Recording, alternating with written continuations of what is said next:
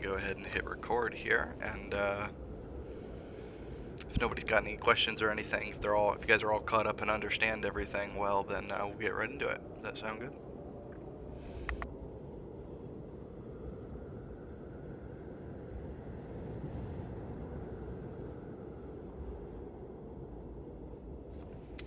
I'm gonna go find my wife and play a nice calming game of Rogue with her, where it's like snowed in up to the second floor or some shit, so I'm not sure where we're gonna play Rogue, but we're gonna play it.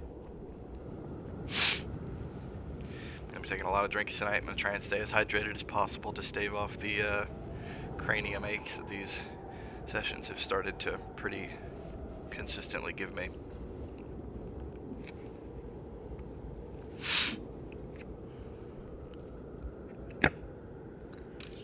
So the last thing we read was, he walked to the chopping block and put his hand on the handle of the mallet.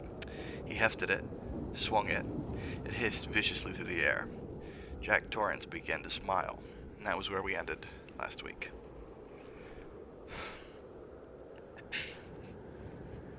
I just click my teeth really comfortably.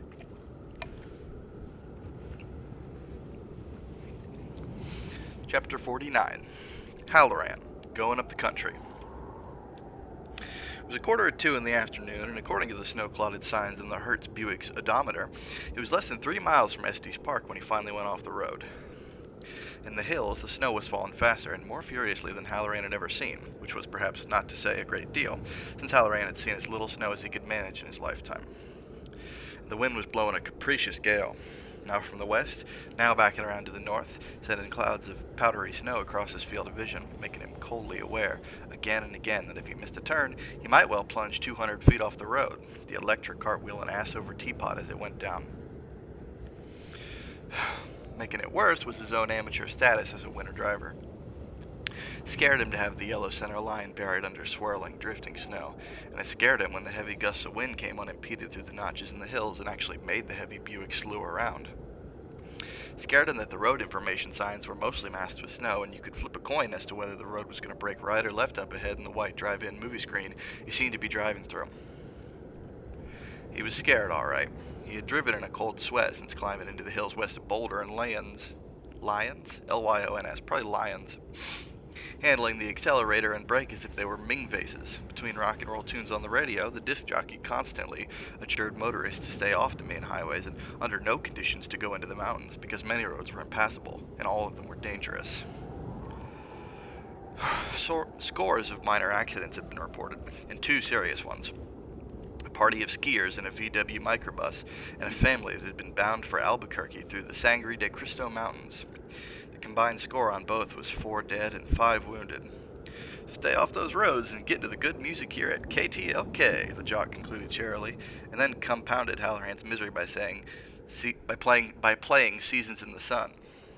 Terry Jacks gibbered happily, and Halloran snapped the radio off viciously, knowing that he would have it back on in 5 minutes. No matter how bad it was better than riding alone through the white madness. Admit it.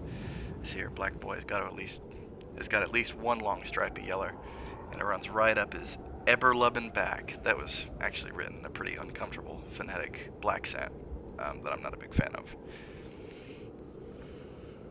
It wasn't even funny. He would have backed off before he even cleared Boulder if it hadn't been for his compulsion that the boy was in terrible trouble. Even now, a small voice in the back of his skull, more the voice of reason than of cowardice, he thought, was telling him to hole up in an Estes Park motel for the night and wait for the plows to at least expose the center stripe again. The voice kept reminding him of the jet's shaky landing at Stapleton, of that sinking feeling that it was going to come in nose first, delivering its passengers to the gates of hell rather than at Gate 39, Concourse B.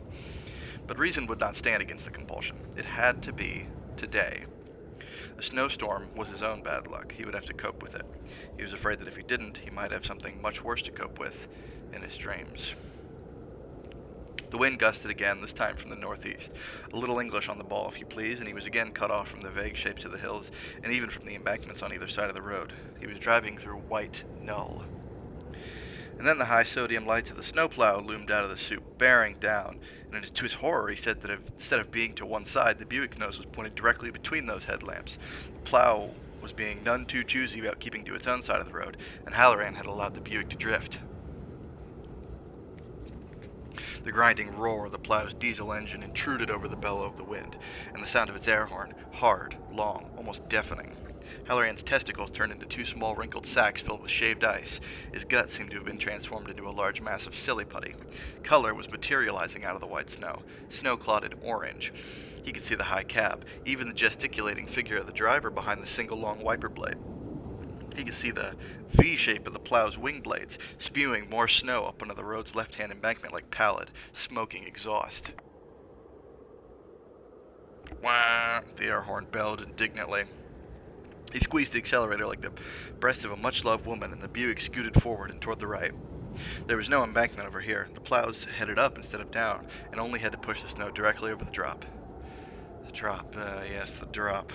The wing blades on Halloran's left, fully 4 feet higher than the Electra's roof, flirted by with no more than an inch or two to spare. Until the plow had actually cleared him, Halloran thought a crash inevitable. A prayer, which was half an inarticulate apology to the boy, flitted through his mind like a torn rag. Then the plow was past, its revolving blue lights glittering and flashing in Halloran's rearview mirror. He jockeyed the Buick steering wheel back to the left, but nothing doing. A scoot had turned into a skid, and the Buick was floating dreamily toward the lip of the drop, spuming snow from under its mud guards. He flicked the wheel back the other way, in the skid's direction, and the car's front and rear began to swap places. Panicked now, he pumped the brake hard, and then felt a hard bump. In front of him, the road was gone.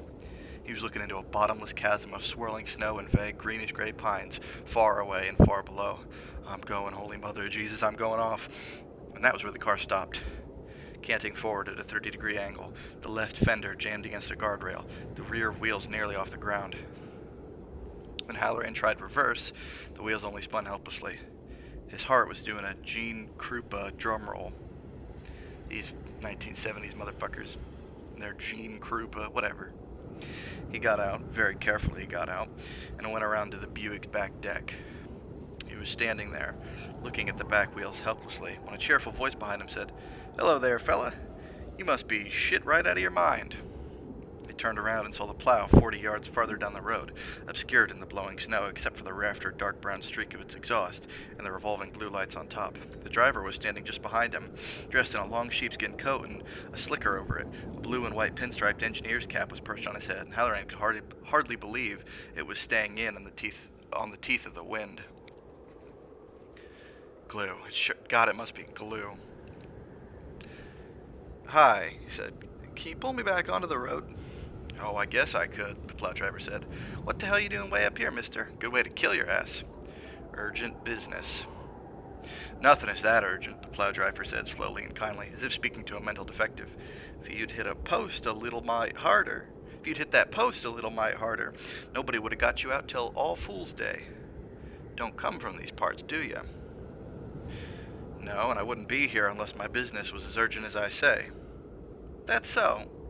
The driver shifted his stance companionably, as if they were having a desultory chat on the back steps instead of standing in a blizzard halfway between hoot and holler, with Halloran's car balanced 300 feet above the tops of the trees below. "Where are you headed? Estes?" "No, a place called the Overlook Hotel," Halloran said. "It's a little way above Sidewinder," but the driver was shaking his head dolefully. "I guess I know well enough where that is," he said. "Mister, you'll never get up to the old Overlook. Roads between Estes Park and Sidewinder is bloody damn hell. It's drifting in right behind us, no matter how hard we push. I come through drifts a few miles back that was damn near 6 feet through the middle. And even if you could make it to Sidewinder, why, the road's closed from all the way across to Buckland to Utah." "Nope," he shook his head. "Never make it, mister. Never make it at all." "I have to try," Halloran said, calling up on his last reserves of patience to keep his voice normal. "There's a boy up there." "Boy? No, the Overlook closes down the last end of September. No percentage keeping it on longer. Too many shitstorms like this." "He's the son of the caretaker. He's in trouble." "How would you know that?" His patient snapped. "For Christ's sake, are you going to stand there and flap your jaw at me the rest of the day? I know. Now you going to pull me back on the road or not?" "Kind of testy, aren't you?" a driver observed, not particularly perturbed. "Sure, get back in there. I got a chain behind the seat." Halloran got back behind the wheel, beginning to shake with delayed reaction now. His hands were numbed almost clear through. He had forgotten to bring gloves. The plow backed up to the rear of the Buick, and he saw the driver got out. get out with a long coil of chain. Halloran opened the door and shouted, "What can I do to help?" "Stay out of the way is all," the driver shouted back. "This ain't gonna take a blink." Which was true. A shudder ran through the Buick's frame as the chain pulled tight, and a second later it was back on the road, pointed more or less toward Estes Park.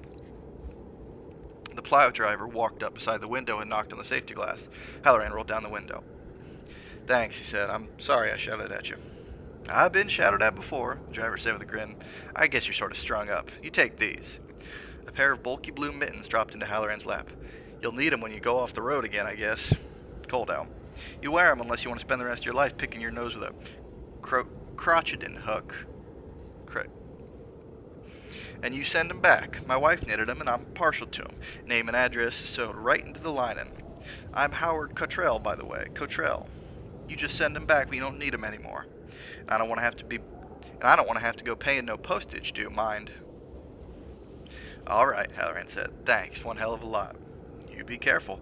I'd take you myself, but I'm busy as a cat in a mess of guitar strings." "That's okay. Thanks again." He started to roll up the window, but Cottrell stopped him. If you get to Sidewinder,